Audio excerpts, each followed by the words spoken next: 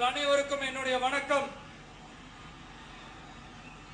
Day after tomorrow 16th அன்னைக்கு நம்மளுடைய தேர்தல் வாக்குறுதிகளை ஒரு புக்கா வெளியிடுறோம். அதுக்கு முன்னாடி இங்க சில பாயிண்ட்ஸை மட்டும் உங்களுக்கு படிச்சுட்டு போயிடுறேன். அது மட்டும் கொஞ்சம் கவனமா கேளுங்க ப்ளீஸ் நண்பர்களே. ஓகே, ஆல் வெல் தேர், ஆல் வெல். பேசலாமா? நெசவாளர்கள், சிறு குறு நடுத்தர தொழில்கள் மற்றும் விவசாயிகள் மற்றும் காவல்துறையினர் சம்பந்தமான நம்மளோட அஜெண்டா சிலதை உங்ககிட்ட நான் படிக்கிறேன். ஒன்று, நெசவாளர்களின் தயாரிப்புகளை நேரடியாக சர்வதேச சந்தைகளில் விற்பனை செய்வதற்காக அரசுக்கு சொந்தமான ஒரு உலகளாவிய இ-காமர்ஸ் பிராண்ட் உருவாக்கப்படும். மேலும் முக்கிய நகரங்களில் வெற்றி தறி விற்பனை நிலையங்கள் ஷோரூம்ஸ் அமைக்கப்படும். இரண்டாவது, நிலையற்ற நூல் விலை மற்றும் மின்சார நெருக்கடி சுமையை பகிர்ந்து கொள்ள கைத்தறி மற்றும் விசைத்தறி வைத்திருக்கும் ஒவ்வொரு நெசவாளர் குடும்பத்திற்கும் ஆண்டுக்கு 30,000 ரூபாய் வங்கி மூலம் நேரடியாக நமது டிவிக்கு அரசு வழங்கும். மூணாவது, கைத்தறிகளுக்கான இலவச மின்சாரம் 500 யூனிட்டுகளாகவும் விசைத்தறிகளுக்கான இலவச மின்சாரம் 1500 யூனிட்டுகளாகவும் உயர்த்தப்படும்.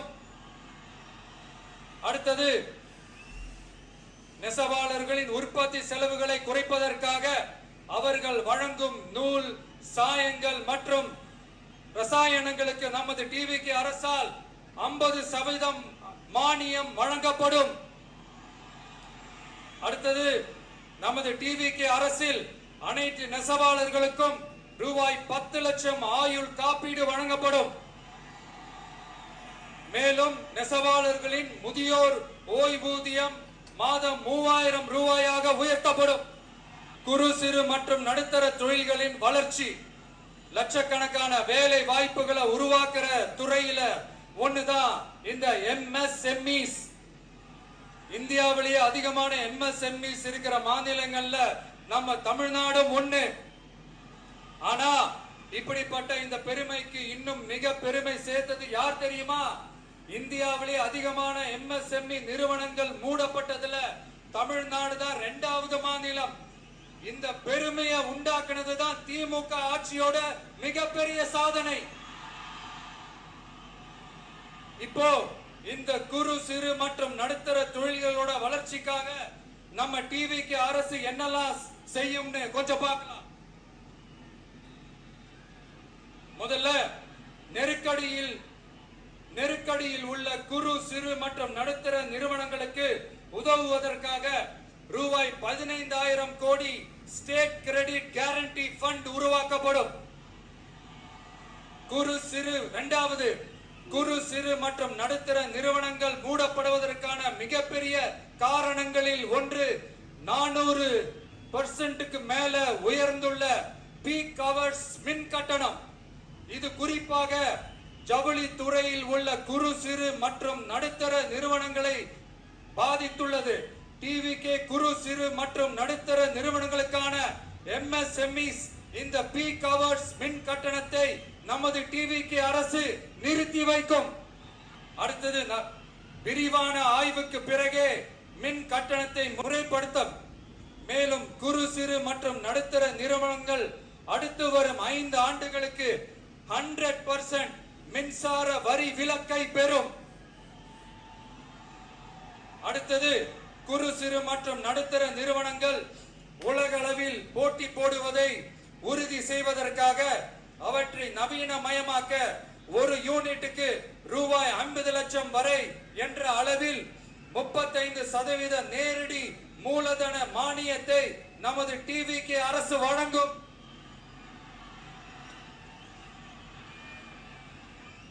அடுத்து, நம்ம எல்லாருக்கும் சோறு போடுற நம்ம தெய்வங்களான விவசாயிகளுக்கான அஜெண்டா கொஞ்சம் படிப்போமா?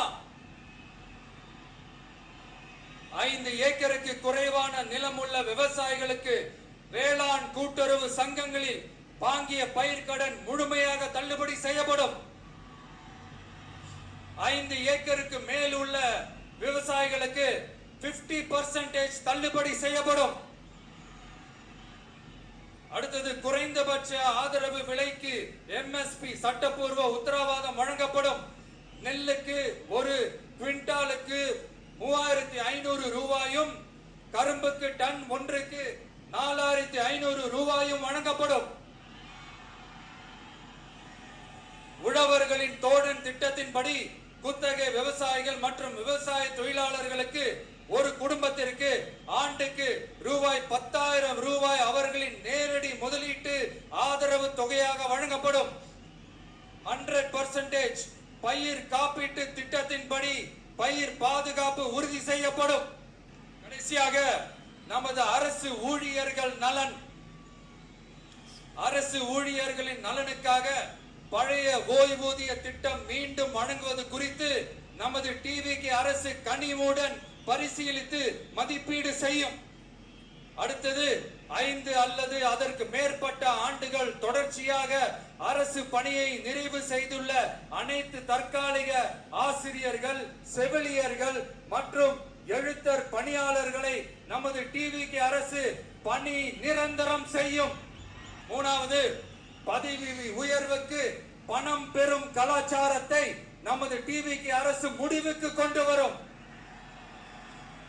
அனைத்து அரசு ஊழியர்களின் இடமாற்றங்களும் வெளிப்படையான மற்றும் கால வரையறைக்கு உட்பட்ட முறையில் நடைமுறைப்படுத்தப்படும். 4வது, காவலர்களின் அடிப்படை மாத ஊதியத்தை 18,200 ரூபாயிலிருந்து 25,000 ரூபாயாக நமது டிவிக்கு அரசு உயர்த்தும். அதிக மன அழுத்தம் உள்ள பணிகளில் ஈடுபடும் காவலர்களுக்கு பணிப்படியாக மாதம் 1000 ரூபாய் கூடுதலாக வழங்கப்படும்.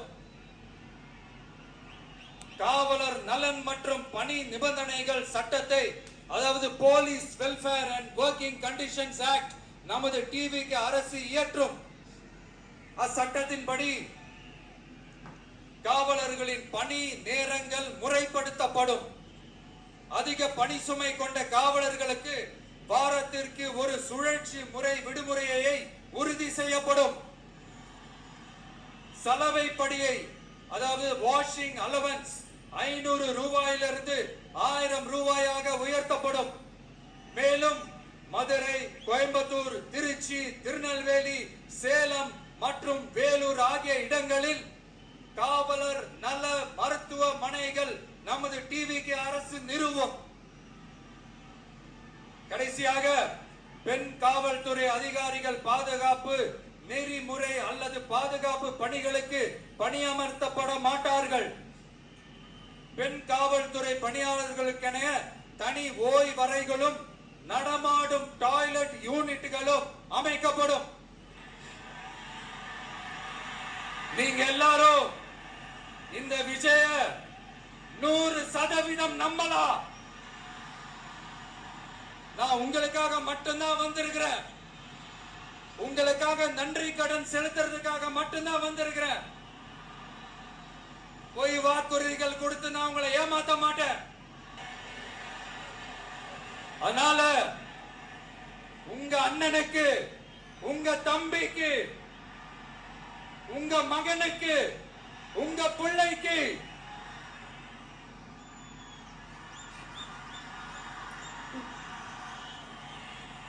ஒரே ஒரு வாய்ப்பு கொடுங்க.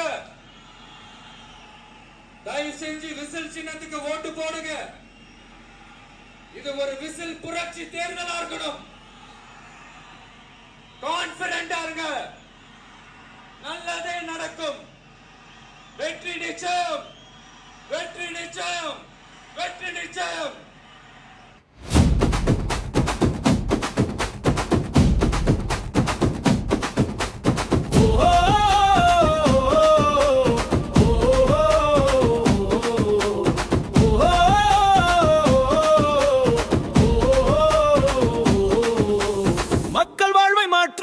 உயிர் சத்தம் விசில், குடும்பாட்சி முறையை விரட்டும் துய சக்தி விசில். விசில் மதவாதத்தை சிதைக்கும் மக்கள் சக்தி விசில் மத சார்பற்ற சமூக நீதி கொள்கை காக்கும் நம்ம விசில்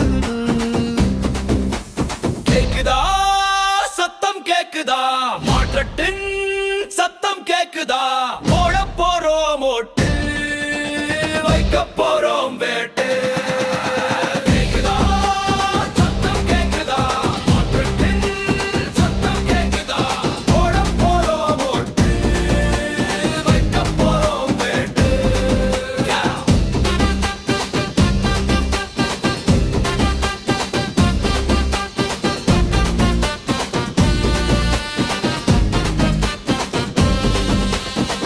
தொழிலாளர் சின்னம் நம்ம விசில் விவசாயி சின்னம் நம்ம விசில் நெசவாளர் சின்னம் நம்ம விசில் ஓட்டுமரின் சின்னம் நம்ம விசில் வைமை பணியாளர்